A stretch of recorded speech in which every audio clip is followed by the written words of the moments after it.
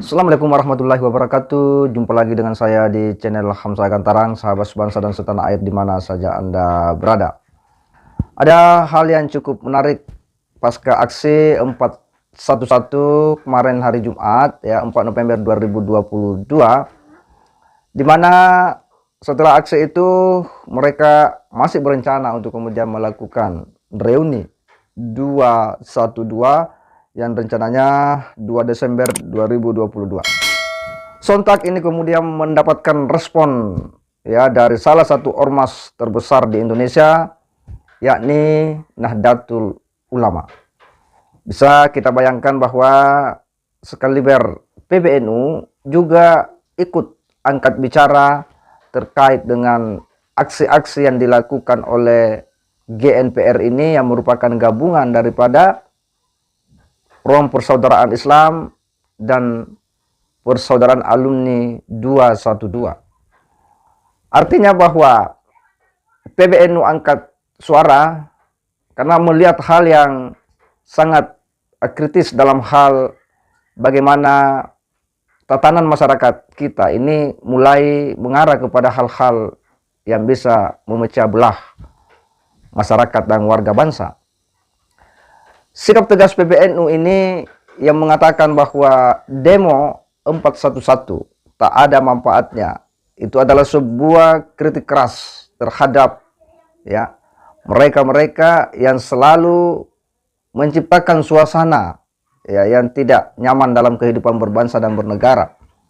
Apa yang disampaikan oleh PBNU bahwa stoplah politik identitas, karena politik identitas ini lebih banyak mudaratnya yang hanya akan membawa keterpecahan bagi sesama warga bangsa, akan memiskinkan ya nilai-nilai kebersamaan, persatuan dan kesatuan sesama anak bangsa. Bahwa politik identitas dengan memobilisasi massa seperti yang terjadi kemarin pada aksi 411 hanya akan menghabiskan energi-energi positif kita yang seharusnya itu diperuntukkan, diarahkan, diorientasikan untuk hal-hal yang lebih produktif.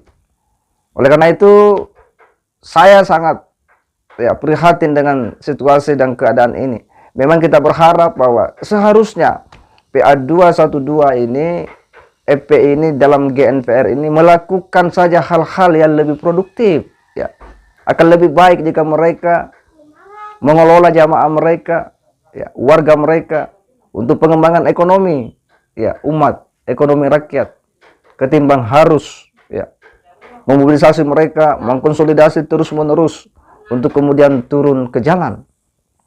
Ya, apa juga yang kemarin dikatakan oleh seorang Gus Puat yang kemudian mengkritik keras juga terhadap kelompok-kelompok ini, bahwa kegiatan-kegiatan itu bukanlah kegiatan-kegiatan yang produktif ya. Akan lebih baik jika melakukan kegiatan-kegiatan lain ketimbang harus turun jalan ya, mobilisasi massa ya untuk kepentingan-kepentingan menyerang kekuasaan.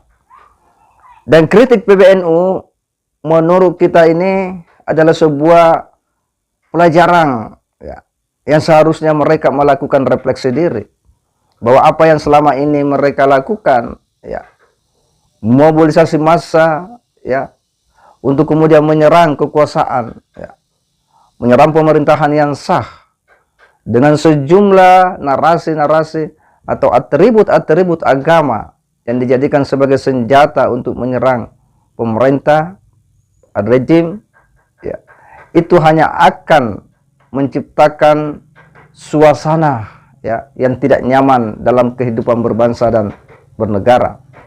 Makanya ketika PBNU menyatakan ya bahwa tak ada manfaatnya, ya betul, karena itu hanya akan menciptakan kegaduhan di tengah-tengah masyarakat. Demonstrasi yang berjilid-jilid yang sering dilakukan oleh kelompok-kelompok ini ya kan kita bisa lihat sendiri, tuntutan mereka itu adalah meminta Pak Jokowi mundur. Jadi bisa ketebak apa yang menjadi agenda terselubung mereka, apa yang menjadi misi mereka, bahwa pada akhirnya ya dia hanya ingin meminta ya Pak Jokowi mundur atau memundurkan Pak Jokowi.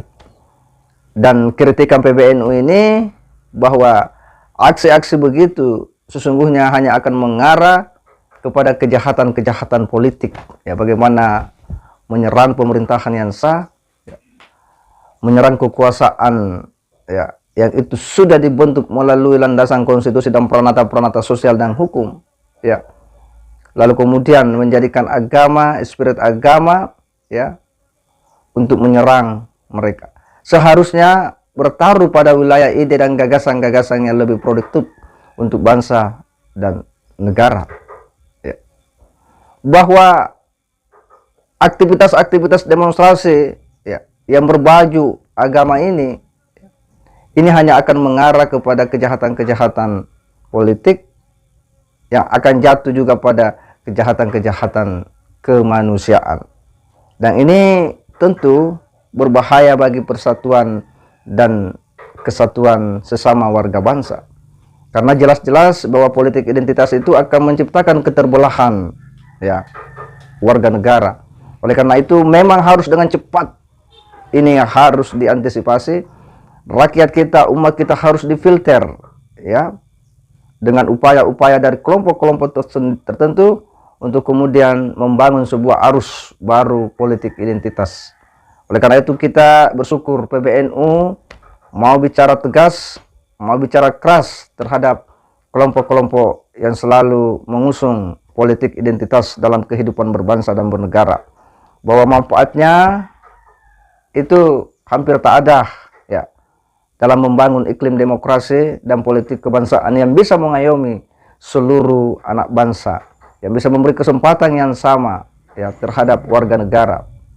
Bahwa apa yang mereka dengung-dengungkan selama ini semuanya sudah bisa dipastikan, semuanya sudah bisa dibaca, bahwa ujung-ujungnya mereka hendak, ya, melengsarkan Pak Jokowi dengan sejumlah isu-isu yang kemudian dibalut dengan, ya, narasi agama. Karena hanya narasi agama yang bisa menggugah semangat, yang bisa membangkitkan militansi, yang bisa memantik, ya, emosi umat.